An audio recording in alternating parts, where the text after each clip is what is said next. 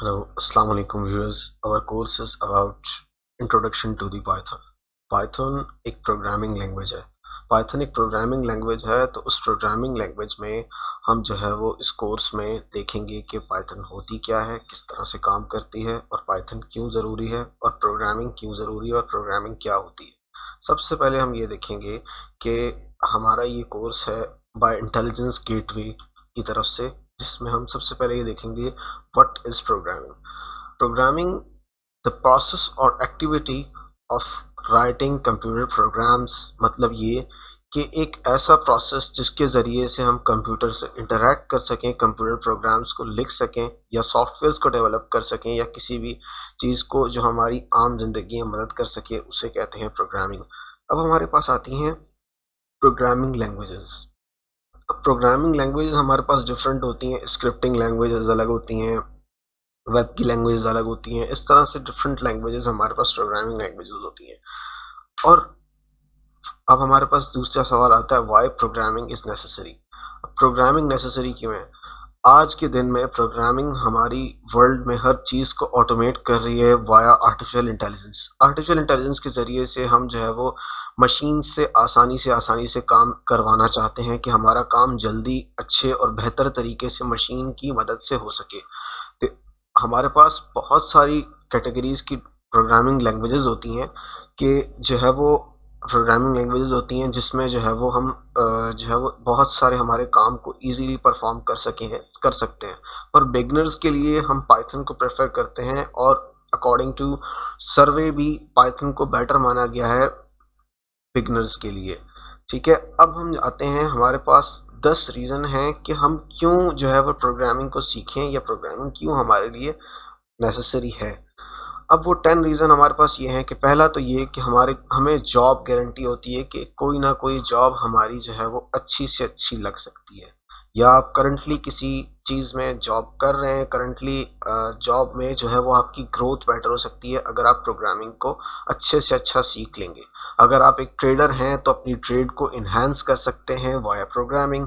ठीक है, इसके लिए स्पेसिफिक नहीं है प्रोग्रामिंग सीखने के लिए कि आया आपके पास CS और IT की डिग्री हो।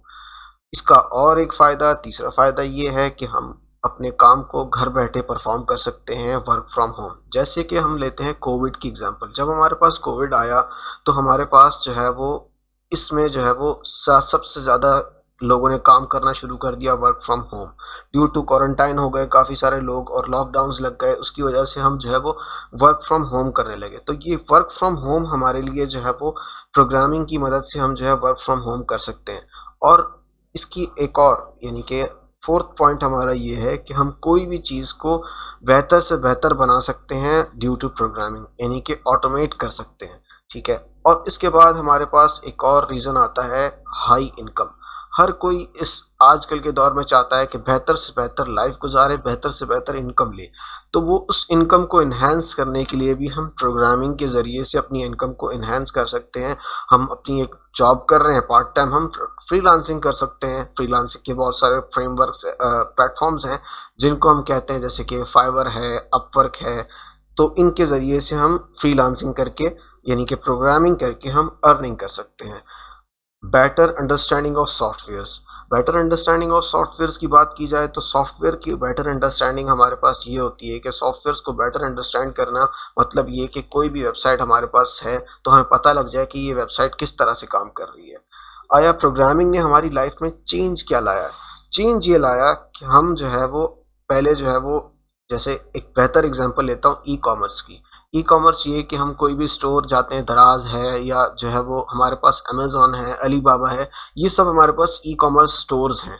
ई कॉमर्स स्टोर्स का मतलब ये है कि हम ऑनलाइन शॉपिंग कर सकते हैं। ऑनलाइन शॉपिंग किसके ज़रिए से पॉसिबल हुई? इसका मेन रीज़न हमारे पास प्रोग्रामिंग है, यानी कि वेब डेवलपमेंट के ज़रिए से। वेब डेवलपमेंट प्रोग्रामिंग के अंडर आती है। ठीक है, उसके बाद इन्हांस कर सकते हैं हम टेक्निकल स्किल्स को और आपकी क्रिएटिव माइंड बढ़ जाता है, क्योंकि प्रोग्रामिंग नाम है कॉम्प्लेक्सिटी को सॉल्व करने का। तो जब कॉम्प्लेक्सिटी को सॉल्व करते हैं तो हमारी क्रिएटिव स्किल्स जो है वो इन्हांस हो जाती हैं। आप अपना बिजनेस खोल सकते हैं, यानी कि आप सॉफ्टवेयर इंडस्ट्री में एंटर हो सकते हैं, तो आप अपना बिजनेस यानी कि अपना सॉफ्टवेयर हाउस ओपन कर सकते हैं इसकी मदद से, प्रोग्रामिंग की मदद से। प्रॉब्लम सॉल्विंग स्किल्स आपकी बढ़ जाती हैं कि प्रॉब्लम को सॉल्व किस तरह से किया जाए। अब हमारे पास अगली चीज़ आती है जिसको हम देखते हैं कि हम पाइथन ही क्यों पढ़ें। इसकी बेहतरीन रीज़न, कुछ रीज़न्स ये हैं कि पहले तो ये बेटर टू अंडरस्टैंड है, रिलायबल है, ईजी टू अंडरस्टैंड है।